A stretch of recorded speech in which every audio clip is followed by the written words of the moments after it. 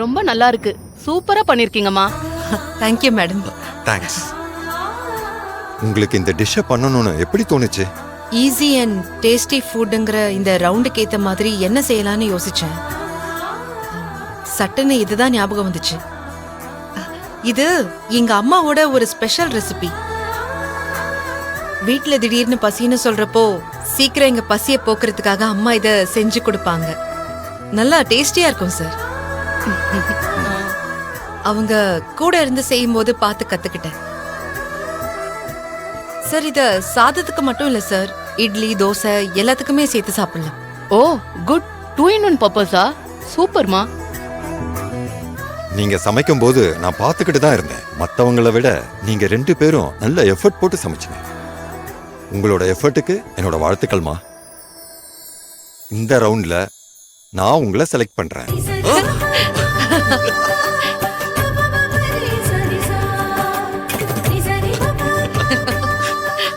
அடுத்த ரவுண்ட் எப்போன்னு கால் பண்ணி சொல்லுவாங்க. அப்ப நீங்க வரலாம்.